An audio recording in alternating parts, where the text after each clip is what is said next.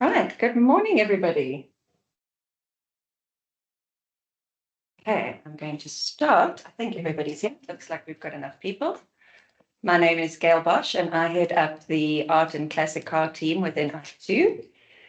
With me today, I've got our claims manager, Tlanseko, and our classic car expert underwriter, Sesh, as well as Meredith, who is our digital expert and who will be doing a demo later. So just to give you, sorry, I just want to check if everyone can see my screen.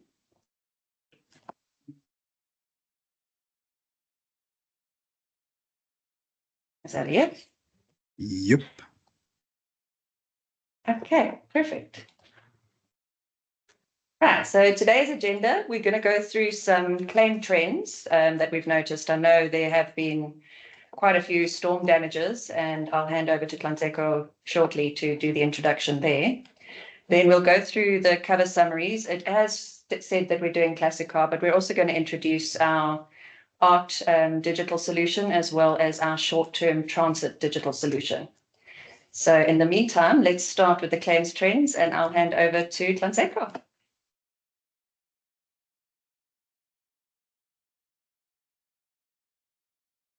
Thanks, Gail. Okay, I don't know if anyone can see me on screen. I try to put my okay, but I promise I am wearing a suit and tie. So we'll just speak about a trend that we've seen and sort of relating that to research that's been done and basically what we can do to risk mitigate such risks and keep them viable for our insureds, for all the partners involved and stakeholders involved.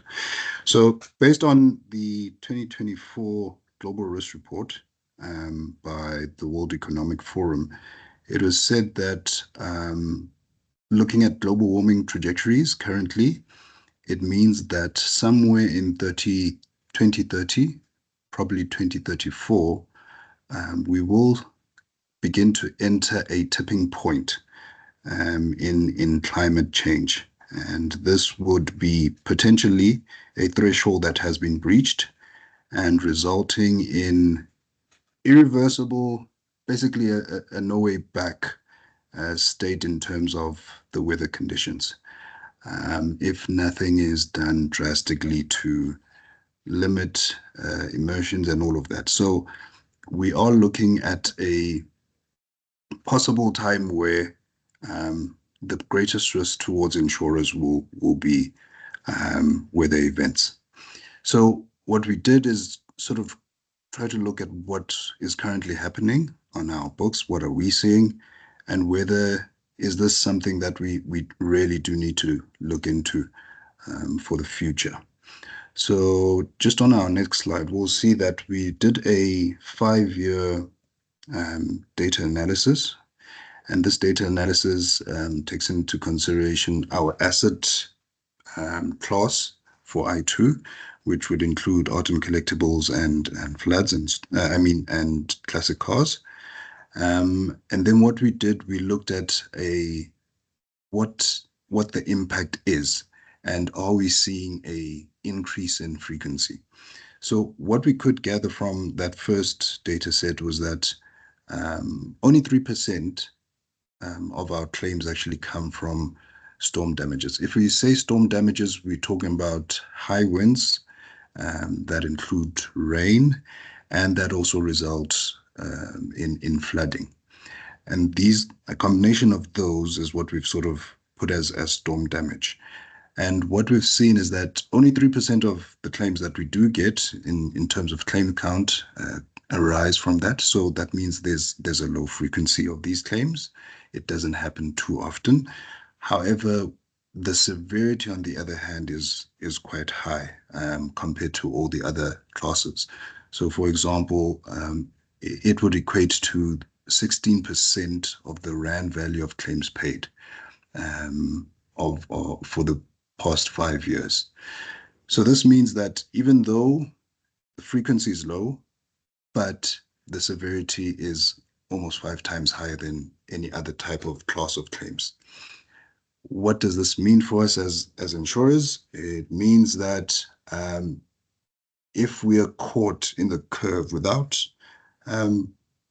being innovative in putting certain things forth to make it more viable, we might find ourselves where, for example, if the frequency just increases by twice as much, the impact is almost fivefold when it comes to us. So we as insurers actually still need to do a little bit more to make sure that this asset class is still viable and insurable, and that the risk itself for weather events is viable. On the next slide, we'll see that in comparison of the past 5 years, again, we try to see whether are we beginning to see an increase or an impact on our side, which would point out to whether really are these weather events, as by what the global risk report says, are they getting more severe and are they getting more frequent? So what we did realize, for example, we took data from 2020, and what we are seeing just in this year, just from data taken from January 2024 to May 2024, we have had more claims in the first 5 months of this year than we've had in a full year of 2020 or 2021.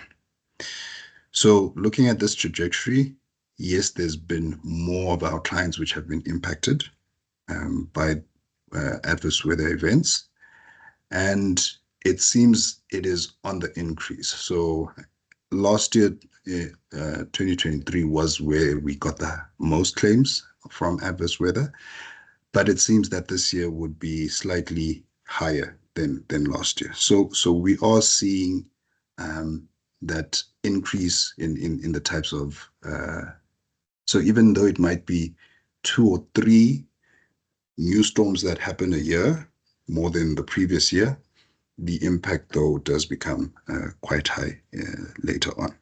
So it is something that we need to look into as underwriters and basically risk mitigate alongside with our insureds. So on this next slide, we're just going to talk about a few risk mitigations that are in our control. When we say our control, we mean ourselves and also the clients, to ensure that we basically we can't stop the adverse weather from happening, but we can limit the impact that it does have. And it's really certain basic things that can be done, really small things that can actually have a big impact at the end of the day. So for example, one of them is ensuring that the buildings which we choose to store these valuable goods is sound. And this starts way back in when someone does decide to select a building or a premise where they'll store. So normally most of our clients would have it in their primary residence, but a lot of them would also have secondary locations or even storehouses where they would store some of their artworks. Now, especially when it comes to using this third-party facility for storehouses, it does require that the insured should at least check what type of storehouse they're storing their goods at. For example, we've seen a claim where we had the storage facility was actually at a lower level than the street level and the surrounding premises. Now that meant in a flash flood, which wasn't a very heavy flash flood, but because of, I guess, the infrastructure that was around there not being maintained, then there was a flood into the premises of this third-party storage facility. When you have artworks stored on the floor, then you have artworks that do get damaged. So the same would be for classic cars, just to make sure that the building that you do have your classic cars at, you make sure that the drainage system in it, most of them would have it at a lower base. So make sure that the drainage system is well maintained and working. So such things do go a long way in just mitigating the risk when it does happen.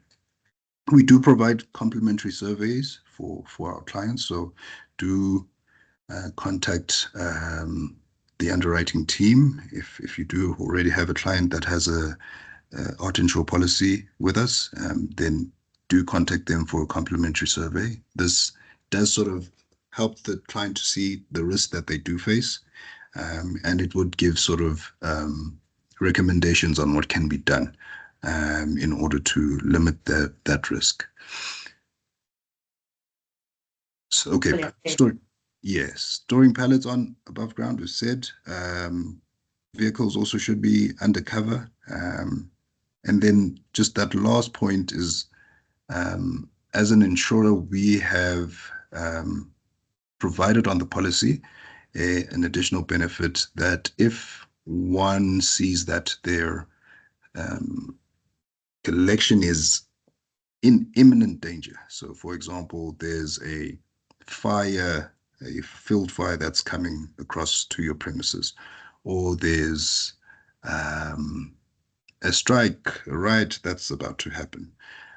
Our policy would be triggered to provide some sort of protection for that collection. So it would be removal of it, storing it at a safe place, etc. So when such things do happen, please contact your insurer, and we'll be able to organize that for you. So these are just a few prevention measures that we can take that doesn't stop the event from happening, but does mitigate that risk and lower the risk and the impact that does happen in such an event. So I'll hand over now back to Gail. Thanks, Tlanzeka. But before you do, I think it might be useful for us to also explain the types of claims that we have from storm damage and water damage, and particularly, obviously, this affects all assets and will affect contents and building cover for asset cover, regardless of the art collections. But specifically for art collections, I think it might be useful for us to talk about the kinds of claims that we have in the media, that's involved, and what that would mean in terms of restoration, because where our expertise lies is in managing the claims and the damage that happens. So can you think of specific examples that we've had recently with storm damage claims and how we've attended the claim? Yeah, so with storm damage claims, what sort of also causes them to be at high severity is there could be a number of impacts that happen. One, you have maybe a building collapses. So one, you have maybe tears in an artwork, or that would mean sculptures also would be scratched and all of that. And then you have water damage that could come. So if you're looking at having sculptures which are made out of wood opposed to bronze, the wood would sort of absorb the moisture and the water, and that could take some time to remediate, opposed from a bronze sculpture which will just wipe down, treat. Wood sculptures might take even months to restore. So the severity also is because then the restoration process does take, sometimes we've seen claims that take up to a year for restoration to happen, not to happen, but to continually monitor, do certain treatment, monitor, and so it does sort of then cause it to take some time. So depending on the medium, depending on the type of artwork it is, we would then send it to a restorer who sort of specializes in that medium, and they would upfront give us a report and tell us probably what they need to do, how long it probably will take, and then we do start with that restoration process. Again, I think that the point behind a lot of this is also that as an insurer, yes, we are a risk transfer solution, but we also have a limitation. We can't replace the sentimental value that's within these artworks. We can replace the value of the rand value of it, but the sentimental value of it, we can't replace. And so that's why we need our clients also on board in trying to risk mitigate. Brilliant. Thank you. Thanks so much. All right, so I'll go through now and talk about some of the highlights of the covers I'll start with art collectibles and then I'll move on to classic cars. So when we're talking about art and collectibles, it's appreciating assets of all kinds. So not limited to art and sculptures, although of course, obviously that's the main bulk of the collection, but also antiques, whiskies, medals, wine, collections, stamps, coins, musical instruments, anything that's appreciating in value. And I think we've even had Star Wars memorabilia, sports memorabilia. So collections of items that are appreciating in value can fit under this product. I'll go through some of the unique aspects. So, you know, aside from our standard fire and allied perils that would be covered, including the storm damage, which, as we've heard, is quite important at this point, is that we insure our works at an agreed value. And this is based on valuation certificates or purchase invoices. We do have a panel of independent valuers that we can refer clients through to if they don't know where they're able to get valuations. We're not limited to those professionals. We will accept valuations from other professional bodies as well. So one of the things that is a unique benefit, and it is for our collectors only, not for our commercial products, is that in the situations like the storm damage that Lanseco went through, the client declares it a total loss, or they choose to declare it a total loss. So if they do decide to declare an item that's partially damaged a total loss, we will take the item and pay out the agreed value, and that will be our salvage. If, however, they do want to restore the work, then we'll handle the restoration. And then in terms of the recognition of depreciation, we'll get it revalued by an independent third party. So if there is a depreciation following the loss and restoration, we will return the restored work as well as providing the additional payment that would make up the difference to the agreed value so that the client is back in the same financial position. We do also recognize appreciation on the other side of the coin, and this is another reason why it's important to keep valuations up to date. We recommend that their clients get their valuations updated at least every 2 years. Sometimes with the contemporary works, it's better to do it every year because the values do change quite drastically in that arena, particularly with the popularity of South African artworks, specifically in Europe at the moment. It is absolutely booming. The demand is high. So what we will do in that case is if we've got the valuation that's less than 24 months old, if there is a loss, then we will pay up to 20% more of the original agreed value if it's determined that it has appreciated in the time since the valuation. This does exclude jewelry, but it is inclusive for all of the other collectibles that we insure. Then another good benefit on the policy that's unique is that often with our clients, if they've got a policy, the auctions and the sales and purchases will happen outside of hours. So we have a new acquisitions clause, which is basically a hold cover that will give the client 30% of the total value of their collection as a hold cover for 30 days. And then they'll need to notify us within 30 days of the date of purchase. And if anything happens in the interim during that period, we would settle according to what the purchase price was. It is also important for us to highlight that theft and accidental damage is not sublimited. The cover is included up to the agreed value of the collection. Another benefit that not a lot of contents policies will do is recognize pairs and sets. So an example of this is an antique table and chairs. If there's damage to one of the chairs, it's not just the value of that chair that's declined. The whole set is impacted by that damage. And then one of the sad parts of the industry is that quite often the value of art is only recognized after the death of an artist. So what we will do on the policy is automatically increase these values by 150%, subject to the client letting us know within 21 days that they do need to increase the value of these works because the artist has passed. So those are all standard covers on the policy.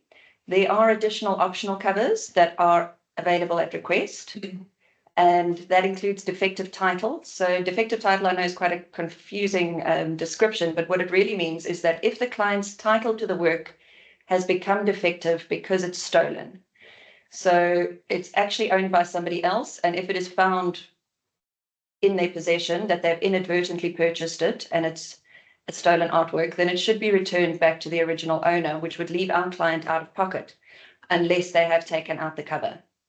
So that is quite a beneficial policy cover there. I'd also recommend as a side note that we do host the art theft register on our website. So a lot of the secondary markets will check and have a look through the art theft register just to make sure that they're not inadvertently selling stolen works. Then, as you can see by this image, it's clearly not the girl with the pearl earring. We also have additional available cover for fakes and forgeries. Again, if the client has purchased from a reputable dealer, inadvertently a fake or a forgery, then there is additional cover available for this. Some of the other unique aspects that would be required by clients who collect artworks is if it goes to third parties for exhibition or for display, not necessarily for commercial purposes, but just in case there's a retrospective of a specific artist and they want to send their works along to be part of this display, then we do have optional cover for entrustments to third parties, fairs, exhibitions, also for reframing, for cleaning. There are various reasons why the artwork would need to be removed from the premises. And of course, tied into that would be the transit cover. So for the transit cover that we offer, we can either do a policy limit, because we found that a lot of our collectors have more than one location, and having a transit limit on the policy will allow them to move their collections between their locations without having to let us know first. So that can be on an existing policy, but we also do standalone once-off policies, and this is one of the digital solutions that Meredith will do a demo on shortly. So we've called our standalone transit policy our iTOO Smart Transit Insurance Cover. So it's comprehensive coverage, and I know it's quite small there, my apologies, but it's also for all of the types of collectibles, like wine, memorabilia, sculptures, artworks. It does not include coins and jewelry. That is really high risk and would have to be separately looked at. It won't be able to do it on our platform. It is global cover. So as long as the artwork is purchased from Southern Africa, where we have our licensing, and going to any different part of the country, that can be included.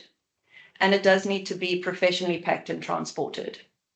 So as an additional benefit to these clients, we'll insure it for 30 days after the date of departure so that the client has got time to put it onto their standard policy. Well, hopefully their specialized policy, actually. Where this is also beneficial is not only to individual clients that need this cover, but for dealers of antiques and artworks. So we have had some really good success where it's been inbuilt into the systems of clients that are selling artworks. And as an additional benefit to their clients, they can include the insurance whilst it's taking it off of their book and their loss ratio, but also offering the value added benefit to their clients so that they can immediately get cover from the time they've purchased it until it gets delivered to their house. Right, so moving on to our classic cars. And also, and you'll see this, the theme here, is that it is designed for appreciating assets. So what is a classic car? These are vehicles that are appreciating in value. They are collectible, they are rare. What we call true classics are those vehicles appreciating that are 20 years and older. And we do have what we call modern classics, which would be those vehicles that are not necessarily older than 20 years, but they are rare or limited edition and appreciating in value. So how we would insure these vehicles is that it's also on an agreed value policy. And a lot of the benefits that we've got on the art policies, I haven't relisted all of them, do apply to the classic cars as well, because they are also appreciating. So we also work with specialist valuations or purchase invoices. The cover that we offer is on a limited or nominated driver per vehicle. It is maximum 5,000 kilometers per year per vehicle. But we also have a bespoke collection solution for clients. So I'll give you an example. If the client has a collection of 5 vehicles or more, and there's only one driver, then we would insure the vehicle with the highest value for comprehensive cover and insure the rest of the collection for static cover at the premises only. But this will allow the driver to drive any of those vehicles because he can only drive it at one time. Likewise, if there's 2 drivers, then we would do the top 2 vehicles to allow on-the-road cover for all of the vehicles, but whilst only paying the comprehensive cover for 2.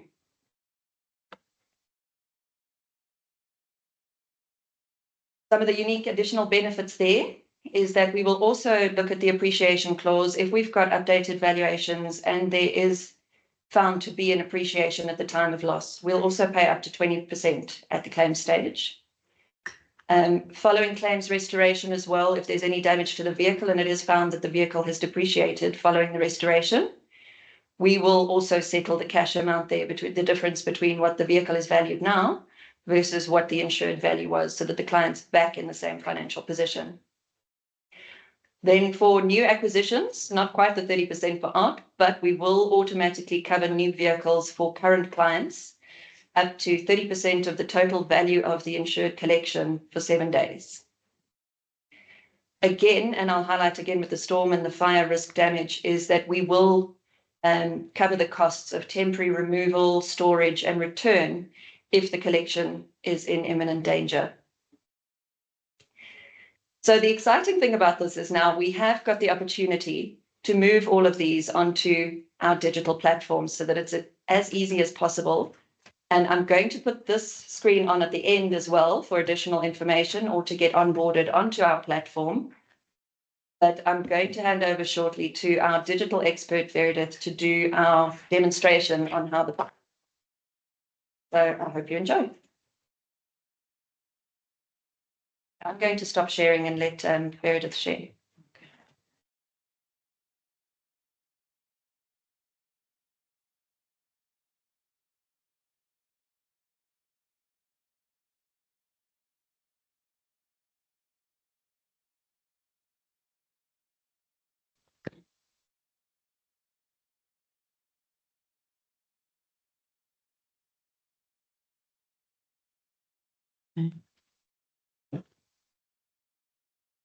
I think you're frozen.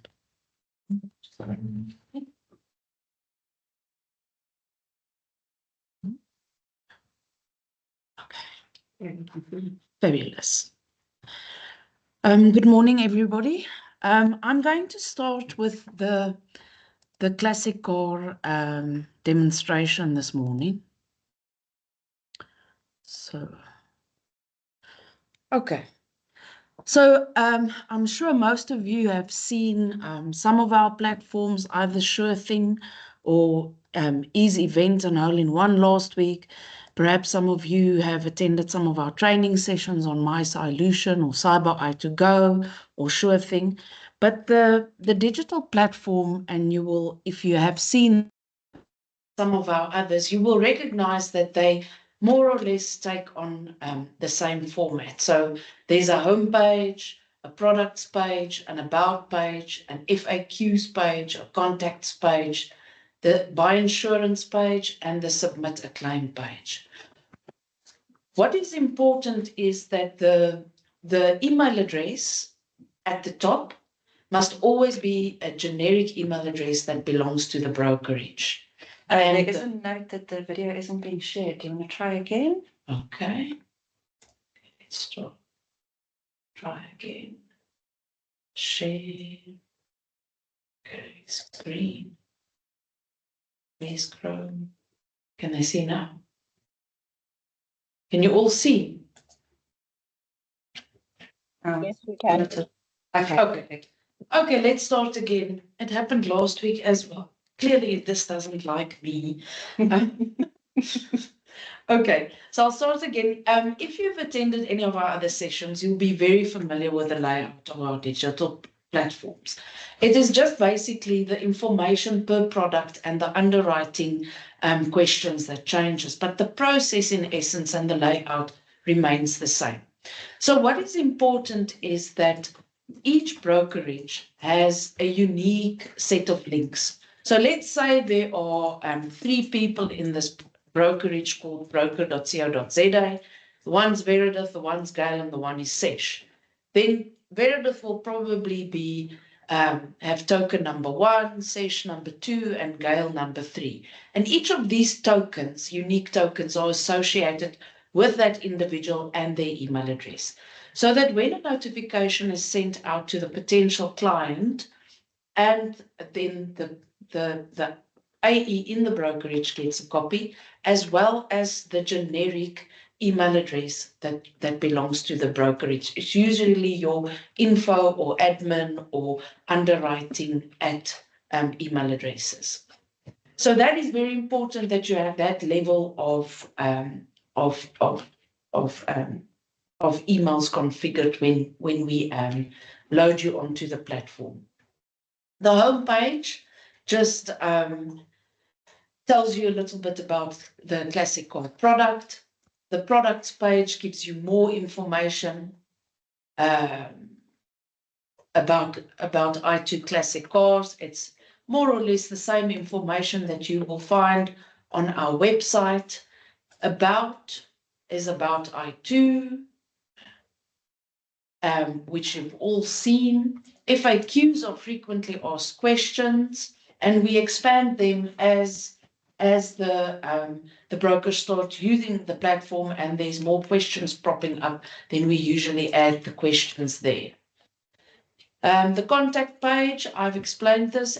When a potential customer, if you've marketed via social media and they happen to land on your digital instance and they complete the contact form, it will send the email to the generic email address of the brokerage. Submit a claim is stock standard across all our platforms. I'm not going to spend too much time here. If you click on the Submit a Claim button, it takes us to our new notification page that I'm sure everybody's very familiar with because it's been used for quite some time at iTOO.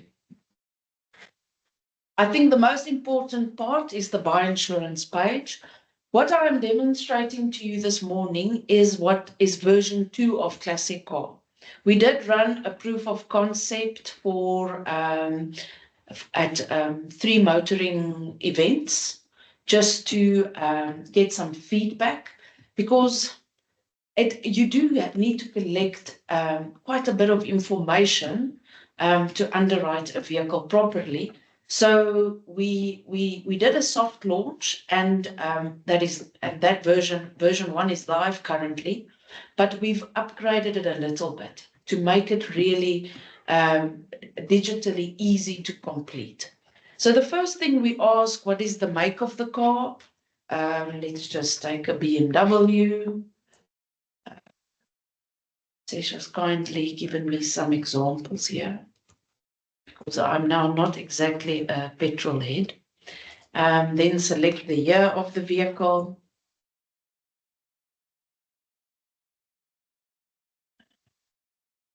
If the mouse would scroll with me, then maybe we'll get to 1988 at some point.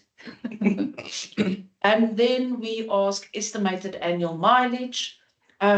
For us, we do not insure classic vehicles that travel more than 5,000 kilometers in a year. So that is why that option is there. It will trigger a referral, but so that it can be internally reviewed. So from a digital point of view, we only allow these 2 options. When quotes refer, it means we would like the underwriters to have a look at it. Then you put in the value of the vehicle, select what type of cover you would like, comprehensive or static. The differences between the 2 is described on the site, but I'm sure most of you are familiar with that. And then you put in the first name and surname. You select, you answer the question if cover has been refused, hopefully no. If you say yes to that you've had claims in the last 5 years, then it would also trigger a referral, but we would collect more information from you later in the process, like the type of claims and the total value, so that we can easily overturn that referral if it was not, if it was, for example, just a windscreen claim. But in this instance, I'm just going to select no. And those are the only questions we require you to complete to give the customer an indicative price. well, a price, because the price won't change. So in this instance, I'm going to select monthly. Oh, I forgot something. Let me just go back one. You can add more than one car. You just click on this button and add the second vehicle. So it's not limited to one car per quote or policy. We'll just stick with our BMW for now. Okay, and then you need to select whether this is the policy holder will be a company or an individual. Just make it an individual. So put in their details. Again, just like all the other platforms, the mobile phone number is very important because you can do the quote for the customer. And then if they're interested in the quote, they can click on the link in the email that they received and they can do the binding process. And that OTP is sent to the potential customer, not to the broker. Or as we've explained last week, if you want to control the whole process from cradle to grave, then you can put in your mobile phone number as the broker. You will then receive the OTP and complete the binding on behalf of the client. But then you must make 100% sure they have agreed to all the declaration process. Another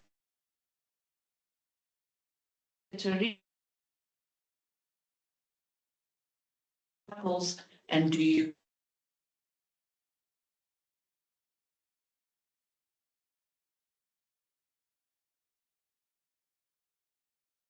of the vehicle? This is for future to do integrated valuations when we get to it, and put in the registration number.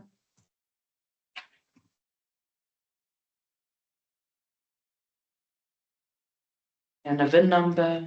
I'm just going to put in something now. And click on next. It displays the information to you again. It's to make sure that everything is correctly captured. So you can see here that these two fields describe the claims and the claim amount is grayed out because there is no claim history. Then the suburb, where the vehicles are stored. So if you have a big collection of, say, someone has about, it doesn't even have to be big. They might have 2 classic vehicles, but the one is at their beach house in Cape Town and the other one is up here in Joburg. You would record both those addresses. And you select the inception date, click on next, and all the information that was captured is displayed. The quote is then emailed by the broker to the customer, and I'll show you via the back end what the email looks like.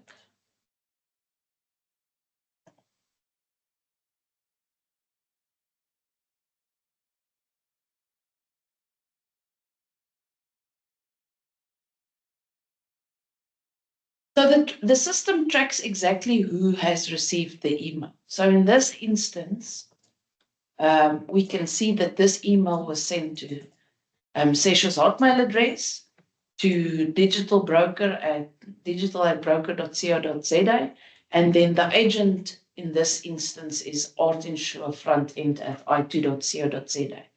But let's say, for example, I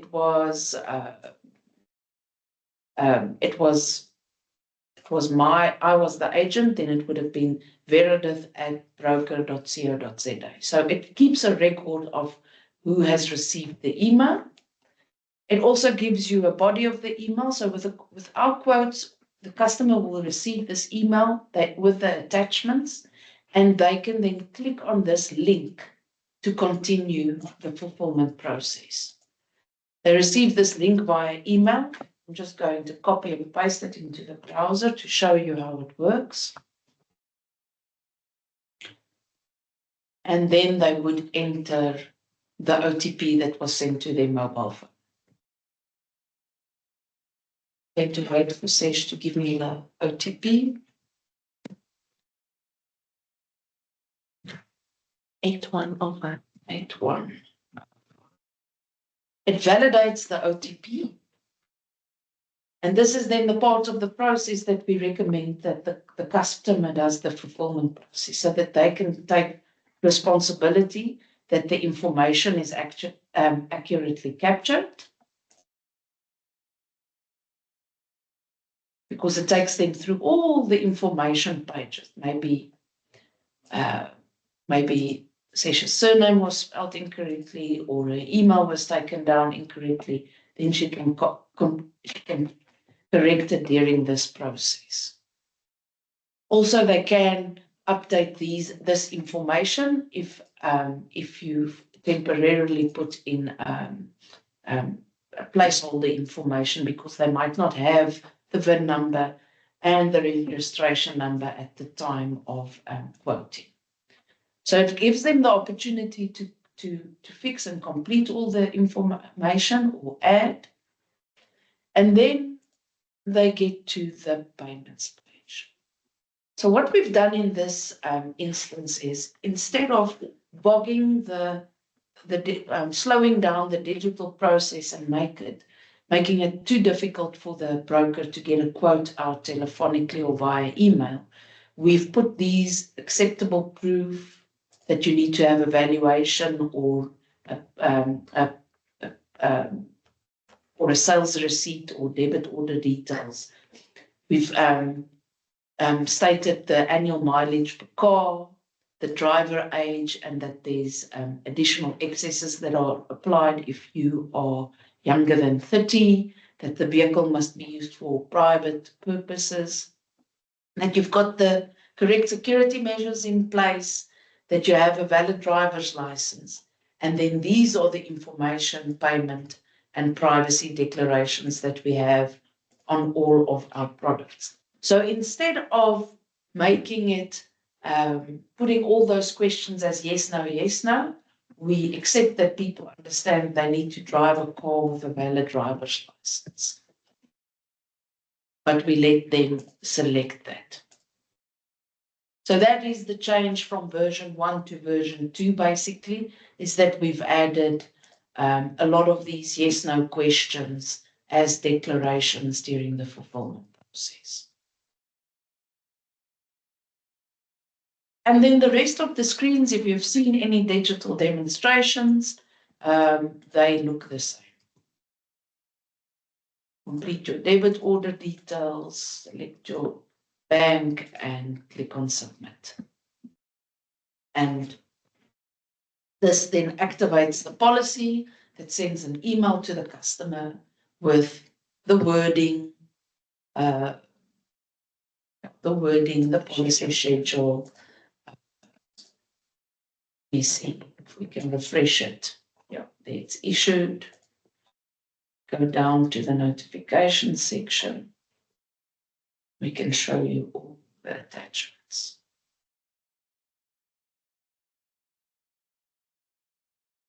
Notification. Yeah. So it sends you the wording and the policy schedule. In the live version, it will also send a panel of valuators. There are certain brokers that are associated with certain valuators. So in that instance, if it is, say, broker.co.za only works with valuator ABC, then we can link only that valuator's contact details.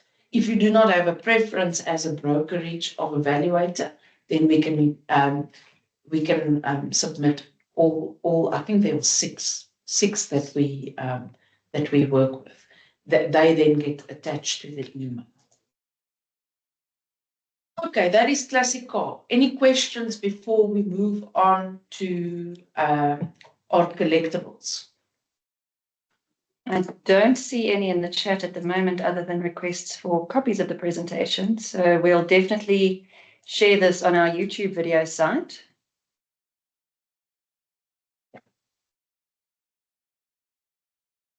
Okay. Same story with art collectibles. We have had it at 2 art fairs just to test it a little bit. we have made some very subtle changes to art collectibles, just to record information in a bit more detail. But basically the same thing applies. You can see the same structure, and I'm not going to run through all of it for the sake of time, but I'm going to go straight into the buy insurance process. So here you select the category. So if you do select the non-fragile collectibles category, then it's going to ask you what type of item do you want to cover. Now you can see that our coin collections, our gold, our jewelry, and our silver all have an asterisk. Those are the items that we do not insure digitally. It will trigger a referral so that the team can underwrite these items properly. But all the items without an asterisk, we do insure digitally. So let's just say it's a book collection, and let's say the book collection is worth 250,000 Rand. You can also add another valuable. You can, for example, say, I also want to insure my wine collection. Do I have? I don't even have it here as an option. Should add it. Okay, let's say this person doesn't drink wine. They like whiskey. Okay, so you can add as many valuables as needed and per their category, and then they get rated differently. Select your cover start date, and then click on next. It will display a monthly and annual premium to the customer. I will select annual in this instance just to show you how the annual payments work. Then let's say, again, it's an individual.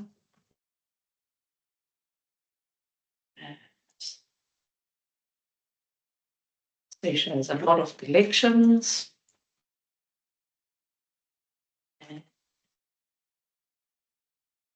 Next. Just plugging in some power here. Okay. And now what it does is it's asking you for a little bit more information. So we can say it's a J or Tolkien collection. Don't even know if it's that valuable, but I'm just guessing. And alcohol, I don't know. No. A new brand. Let's just do that. No, I can't think of whiskey off the top of my head.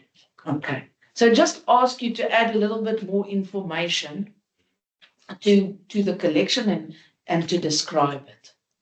Because we want to give the customer the opportunity to get a price quickly. And if the price interests them, then we will collect more information from them. In this instance now, we will also ask where the collection is stored or kept.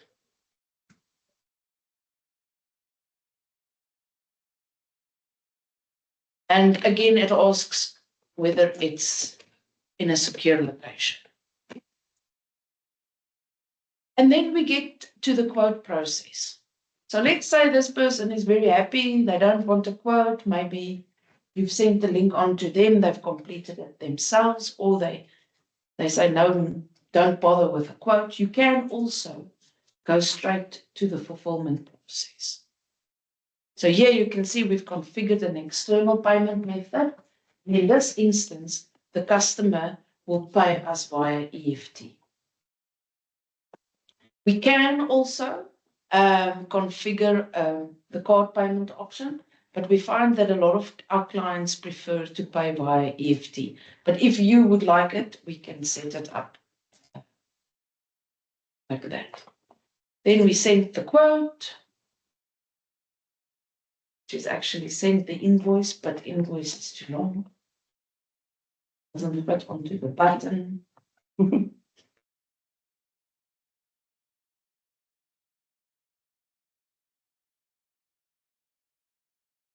Okay, this one went straight to issued, so there's obviously something wrong with my test environment, my apologies, but usually it goes into a payment pending status. So, like it does with the art collectibles, the smart in transit product. Okay, any questions on the art collectibles before we move on to art 30 day or smart in transit, like we now call it?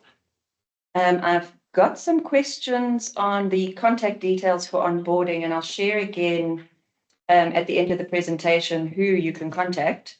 But in the meantime, I'll just put in the chat here that you can contact for underwriting queries, info@artinsure.co.za. Or for technical questions on the platform, you can contact Meredith at iTOO.co.za. But let's carry on. Yeah. And most of you, if you've been onboarded for any of the other digital products, Sure Thing, My Solution, All-in-One, Ease Events, you automatically are then already configured for every other digital product. You just need to request access to say what is the specific link for Smart in Transit or art collectibles or classical. Okay. Again, I'm not going to go through all of these pages. So this is our Smart in Transit. This product has been around for quite a while, but it has been around in a what we call an integrated sales environment. So we do have a very big gallery in South Africa that sells artwork all over the world and in South Africa, but in an online on an online platform. So we have integrated their retail platform with our back-end system. So they don't use this interface. They can add the cover to the artwork that has been sold in the checkout process of when they check out the artwork into the basket. So if you do have customers that have galleries or auctioneers, this is a great value add. And we have found that 60% of our customers in that integrated sale environment are actually people who purchase artworks from abroad and not locally. So that's one aspect. The other aspect is you can also, if you have clients that do a lot of transits, logistics companies that specializes in antiques, fine art, glass, ceramics, anything that we categorize as a collectible, then you can also use this digital platform to add the transit cover to the shipments that your logistics client executes on a daily basis. So this is also a relatively simple and sweet process. So again, we select the category, non-fragile, for example. Here we select what it is. In this instance, a Preller painting. Let's just say it's 250,000. The country of dispatch, so it usually dispatches from South Africa, and then the country of destination. So you will see that all the countries are listed there. So this painting, for example, can go to Vietnam, to the United States, wherever the client is based. But let's just say it goes from South Africa to South Africa. And then we ask you, how is it transported? So in this instance, it will be by road. You can also add another item. So if a shipment contains 3 items, 5 items, it doesn't matter. And even if it's somebody who's buying a painting for their Joburg home and one for their Cape Town home, you can also add the 2 separate shipments to a single policy, although they're going to different destinations. So it is that flexible. The only problem with flexibility is then you have to capture a lot of information. So it displays the once-off premium. You click on Get Cover Now, and then you complete the client's details. She's very busy today. And then you put in the transit date. And you confirm that it will be professionally packed. You put in who who will be transporting the items and the number of loads required. Click on next, and it asks a little bit more information about the item. Going to waste too much time here.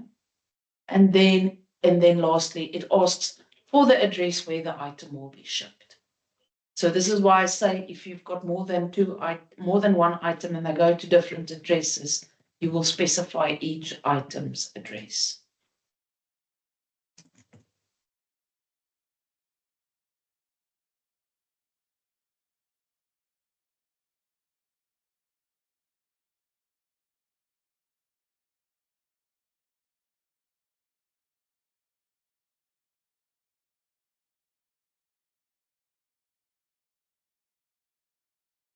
Now again, it displays a summary of the information. Again, you can email the quote to the customer. See, it's still thinking. Thinking very hard. You can email the quote, works exactly like Classic Car. So for the sake of time, I'm not going to go through that whole process. And then if you just go on with the process, it takes you through all the screens until you get to the fulfillment part. And here you can see we do have the card payment option configured, and we have the EFT payment option configured. So it's possible for the annual policies also on art, collectibles, and card to have the card payment option configured, but it's not very popular with our customers. They prefer EFTs. I think there's too much cyber going on in the cyberverse these days. People are a bit weary and scared.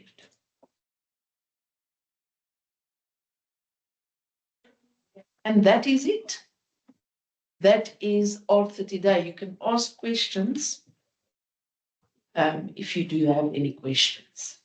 There is one that's come through, Meredith, which is it possible to add a broker fee onto this platform? And I don't think we have that functionality at present. We don't add broker fees onto the digital platform because the idea is that you can actually send this link onto your customer and your customer can complete the process. I know it's high net worth individuals, but they usually have curators or personal assistants that can then complete all the details. And then secondly is there is just no functionality to add fees, and I don't know how we would justify it. Okay, thank you. Let me see. I don't see that there are any other questions. If there are any, please do post them in the chat. Otherwise, again, it will be on our YouTube video. And let me just quickly share the, or are you still? No, you can share. This is just the card payment option. This takes, the test environment takes a bit longer. I'm just going to put in dummy details and then you can see what the card payment option looks like. Okay, wait, I think I've taken sharing away from you. Oh, okay, don't worry. No, I've reversed it. Just share again.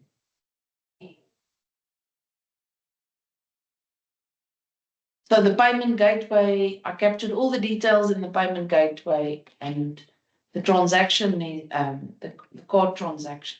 Card payment is made, transaction is successful, and the policy is issued. And that is all for today. Now you can share. Thank you. Brilliant.